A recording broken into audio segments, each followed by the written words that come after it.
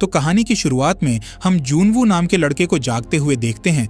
तभी उसे घर में एक नोट मिलता है जो कि उसके पेरेंट्स ने लिखा था। इस नोट में लिखा था कि हमें घर आने में लेट होगा, इसलिए मॉल जाकर अपने लिए खाने का सामान खरीद लेना। पर जूनवू बाहर नहीं जाता और अपने फ्रेंड्स के साथ ऑनलाइन गेम खेलने लगता है, जिस दौरान एक फ्रेंड जूनवू से न्यूज चैनल देखने का कहता है। जैसे ही जूनवू टीवी ऑन करके न्यूज देखता है तो उसे पता चलता है कि उनके शहर में एक वायरस फैल गया है, जिससे इन्फेक्टेड लोग ज़ॉम्बी बन रहे हैं और वो इंसानों को खाकर उन्हें भी इन्फेक्टेड कर रहे हैं। तभी टीवी का सिग्नल खराब हो जाता है। ठीक इसी समय जूनवू के फोन में गवर्नमेंट की तरफ से एक इमरजेंसी मैसेज आता है, जिसे देखकर वो बुरी तरह डर जाता है और जल्दी से विंडो के पास जाकर बाहर देखने लगता है, जहां वो देखता है कि ज़ॉम्बीज पूरे शहर में फैल चुके हैं और उनसे बचने के लिए लोग इधर उधर भाग रहे हैं। इसी बीच जूनवू को अपनी बिल्डिंग में शोर सुनाई देता है, इसलिए वो गेट ओपन करके देखने लगता है, जिस दौरान उसका पड़ोसी संग जबरदस्ती घर के अंदर आ जाता है। तब जूनवू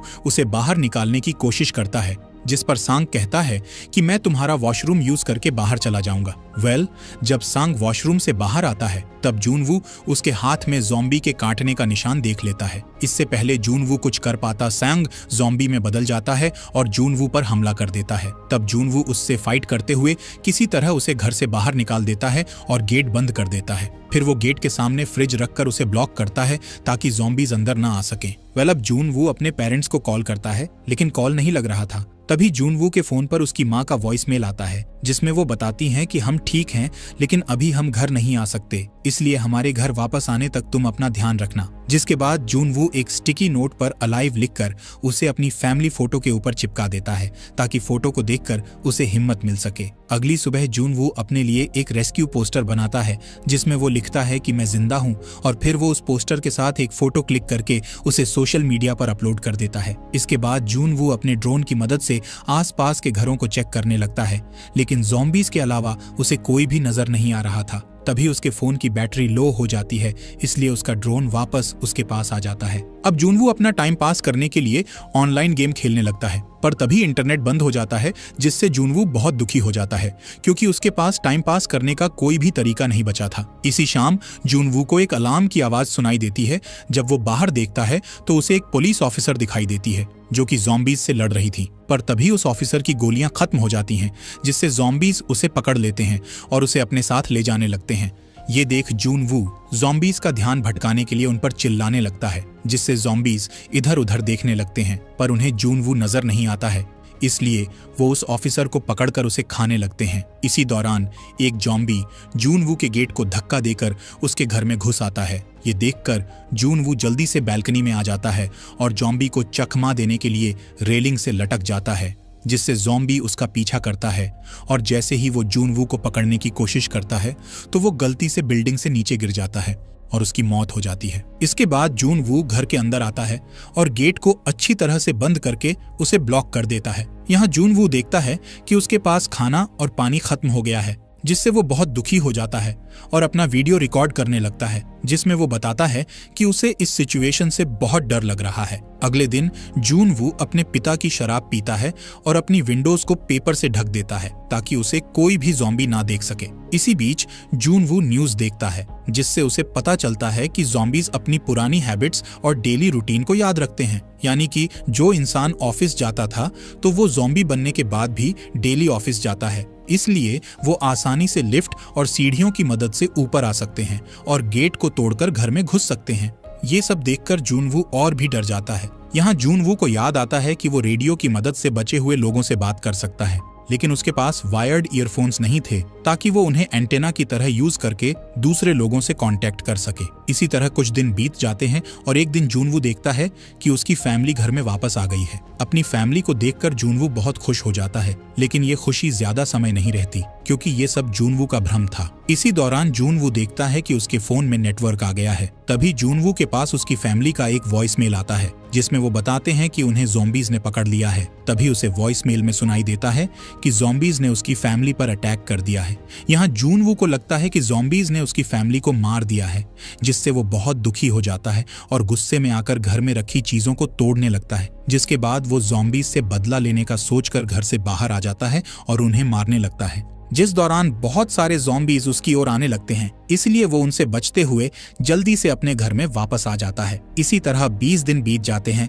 फिर एक दिन जूनवू को ब्लास्ट की आवाज सुनाई देती है। जब वो बाहर देखता है तो उसे लगता है कि गवर्नमेंट पूरे शहर को ब्लास्ट करके ज़ॉम्बीज को मार रही है। ये सोचकर वो अपना लास्ट वीडियो रिकॉर्ड करता है जिसमें वो सभी से अलविदा कहता है और फिर खुद को खत्म करने का सोचता है। तभी उसे अपने घर में एक लेजर लाइट दिखाई देती है जो कि उसके घर के सामने वाली बिल्डिंग से आ रही थी। इसलिए जूनवू उस बिल्डिंग में देखने लगता है, जिससे उसे पता चलता है कि सामने वाली बिल्डिंग में भी एक सर्वाइवर है जिसका नाम यूबिन था। यहाँ यूबिन दूरबीन की मदद से जूनवू को देख रही थी। तब जूनवू उसे हाथ से इशारा करता है और बहुत खुश हो जाता है। साथ ही वो इशारे में उसे अगले दिन बैल्कनी में आने का कहता है। यहाँ यूबिन ने अपने मेन गेट पर एक ट्रैप लगा रखा था जिससे ज़ॉम्बीज घर के अंदर ना आ सके। जब भी कोई ज़ॉम्बी उसके घर में घुसने की कोशिश करता था तो वो उसे ट्रैप में फंसाकर बुरी तरह मार देती थी। इसी दिन यूबिन देखती है कि जूनवू ने कई दिनों से खाना नहीं खाया है, इसलिए वो उसे खाना देने के लिए एक रस्सी में बॉल बांधकर उस बॉल को जूनवू के पास फेंकने की कोशिश करती है, लेकिन बॉल वहां तक नहीं पहुंच पाती और नीचे गिर जाती है। तब जूनवू एक रस्सी को अपने ड्रोन में बांधकर उस ड्रोन को यूबिन के घर में भेज देता है, जिससे यूबिन अपनी बैल्कनी से उस रस्सी को अच्छी तरह बांध देती है और जूनवू को एक बॉक्स में खाना और पानी रखकर भेज देती है। इसी दौरान एक ज़ॉम्बी उस बॉल को देख लेता है और उसमें बंधी रस्सी की मदद से यूबिन के घर में चढ़ने लगता है। अब क्योंकि ये रस्सी यूबिन ने एक टेबल में बांध कर रखी थी, इसलिए वो टेबल तेजी से रेलिंग की ओर चली जाती है, जिससे टकराकर यूबिन नीचे गिर जाती है और वहीं बेहोश हो जाती है। इधर जूनवू जब उस ज़ॉम्बी को रस्सी पर चढ़ते हुए देखता है, तब वो उसे रोकने के लिए ड्रोन को उसके पास भेजता है और उस ज़ॉम्बी को नीचे गिराने की कोशिश करता है। इसी दौरान कुछ ज़ॉम्बीज जूनवू के गेट को खोलने की कोशिश करने लगते हैं, जिससे जूनवू का ध्यान ड्रोन से हट जाता है। तब वो ज़ॉम्बी ड्रोन को पकड़ लेता है और उसे तोड़ देता है, पर तभी यूबिन को होश आ जाता है और वो उस ज़ॉम्बी का हाथ काटकर उसे नीचे गिरा देती है। इसी रात जूनवू डिसाइड करता है कि वो अपने आसपास वाले फ्लैट्स में जाकर खाने पीने का सामान लाएगा, इसलिए वो घर से बाहर आ जाता है और एक ज़ॉम्बी की जेब से सामने वाले फ्लैट की चाबी निकाल लेता है, जिसके बाद वो उस फ्लैट में जाकर फ्रिज से खाना निकालता है। इसके अलावा उसे वहां हेडफोन और एक वॉकी टॉकी मिलते हैं। तभी उसकी नजर बेडरूम में पड़ी एक औरत की डेड बॉडी पर जाती है, जिस दौरान उस औरत का पति, जो कि अब जंबी बन गया था, वो जूनवू पर हमला कर देता है। तब जूनवू उसे रोकने के लिए उस पर एक रॉड फेंककर उसे दूर करने की कोशिश करता है और फिर वहां से भागकर अपने घर में आ जाता है। यहाँ घर में जूनवू हेडफोन से एंटेना बनाने के लिए उसके वायर को काट देता है, लेकिन रेडियो काम नहीं करता है, जिससे वो बहुत दुखी हो जाता है। इसके बाद वो यूबिन के लिए एक बैग में खाना और वॉकी टॉकी रखकर उसके पास भेज देता है, जिससे वो अब एक दूसरे से आसानी से बात कर पाते हैं। यहाँ यूबिन बताती है कि मैंने सुसाइड करने का सोचा था, लेकिन अब मैं इन ज़ॉम्बीज से लड़कर जिंदा रहना चाहती हूँ। यहाँ दोनों एक साथ खाना खाते हैं और बहुत सारी बातें करते हैं। तभी यूबिन बताती है कि मुझे ऊंचाइयों से डर लगता है, क्योंकि मैं बचपन में सीढ़ी चढ़ते समय गिर गई थी। इसी तरह कुछ दिन और बीत जाते हैं। यहाँ दोनों पानी के लिए कंटेनर्स को बैल्कनी में रख दिया करते थे, ताकि जब बारिश हो तो उनके कंटेनर्स भर जाएं और उन्हें पीने का पानी मिल सके। एक दिन दोनों को शोर सुनाई देता है, जिससे उन्हें लगता है कि बाहर बारिश हो रही है, लेकिन जब वो दोनों बाहर आते हैं तो देखते हैं कि बहुत सारे ज़ॉम्बीज उनकी बिल्डिंग्स में घुस रहे हैं। तभी गलती से यूबिन कुछ चीजें गिरा देती है, जिसकी आवाज से ज़ॉम्बीज का ध्यान उसकी ओर आ जाता है और वो सभी यूबिन की तरफ बढ़ने लगते हैं। यहाँ यूबिन को लगता है कि सब खत्म हो गया है, लेकिन तभी जूनवू यूबिन के पास वाले फ्लैट में कॉल कर देता है, जिसकी आवाज से सभी ज़ॉम्बीज उस फ्लैट की ओर जाने लगते हैं। यहाँ दोनों को समझ आ जाता है कि उनका एक ही जगह पर रुकना खतरनाक है, इसीलिए वो दूसरी जगह पर रहने का डिसाइड करते हैं। तब यूबिन जूनवू से कहती है कि मैंने तुम्हारी बिल्डिंग के 8वें फ्लोर पर एक फ्लैट देखा था जहाँ कोई भी ज़ॉम्बी नहीं था, इसलिए अब दोनों 8वें फ्लोर पर जाने का डिसाइड करते हैं। इसके बाद यूबिन टेबल और कुछ रस्सियों की मदद से विंडो से नीचे आ जाती है, जिसे देखकर सभी ज़ॉम्बी उसके पीछे पड़ जाते हैं। तब यूबिन उनसे बचने के लिए बहुत तेज दौड़ती है और एक कुल्हाड़ी से उनसे लड़ने लगती है। साथ ही वो कार के गेट की मदद से भी उन पर हमला करती है।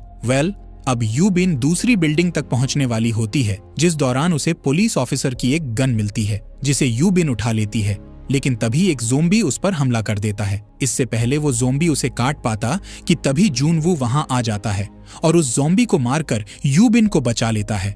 अब दोनों मिलकर ज़ॉम्बीज से लड़ते हुए बिल्डिंग तक पहुंच जाते हैं और गेट को बंद कर देते हैं, पर ज़ॉम्बीज उस गेट को तोड़ देते हैं। लेकिन वो दोनों जल्दी से 8वें फ्लोर पर आ जाते हैं और अच्छे फ्लैट को ढूंढने लगते हैं। तभी अचानक से उन्हें एक शोर सुनाई देता है, जिससे उन्हें पता चलता है कि उस फ्लोर पर भी बहुत सारे ज़ॉम्बीज हैं। तब जूनवू एक गेट को नीचे गिराकर ज़ॉम्बीज का रास्ता ब्लॉक कर देता है, जिस दौरान वहां एक मास्क मैन आता है और यूबिन की मदद करते हुए उसे अपने फ्लैट में ले जाता है।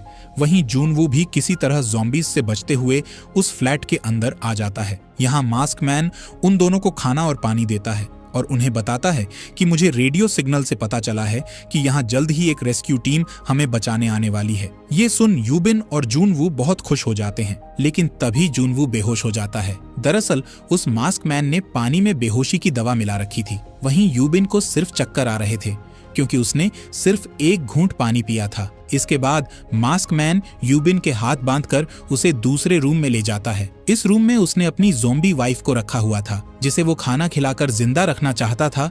इसलिए उसने यूबिन को उस रूम में बंद किया था ताकि उसकी वाइफ यूबिन को खाकर जिंदा रह सके। दूसरी ओर जूनवू को होश आ जाता है और वो गन उठाकर उस मास्क मैन पर पॉइंट कर देता है। इधर यूबिन बड़ी चालाकी से मास्क मैन की वाइफ के मुंह पर एक कपड़े को बांध देती है और उसे मास्क मैन की ओर फेंक देती है, जिससे वो ज़ॉम्बी वाइफ मास्क मैन पर अटैक करके उसे खाने लगती है। इससे पहले कि वो मास्क मैन ज़ॉम्बी में बदल जाए, यूबिन उसे और उसकी वाइफ को शूट करके मार देती है। पर गोलियों की आवाज सुनकर सभी ज़ॉम्बीज उनकी ओर आने लगते हैं, इसीलिए दोनों बिल्डिंग से बाहर निकलने के लिए भागने लगते हैं। जिस दौरान यूबिन जूनवू को गन देती है और कहती है कि मैं ज़ॉम्बी बनना नहीं चाहती, इसीलिए मुझे शूट करके मार दो, जिस पर जूनवू मना कर देता है। तब यूबिन उसे समझाती है कि हमें ज़ॉम्बी बनने की जगह इंसानी रूप में मरना चाहिए। ये सुन जूनवू भी उसकी बात मान जाता है और रोते हुए उसे शूट करने के लिए तैयार हो जाता है। तभी उन्हें हेलीकॉप्टर के आने की आवाज सुनाई देती है, इसलिए दोनों ज़ॉम्बीज से लड़ते हुए बिल्डिंग की छत पर जाने लगते हैं।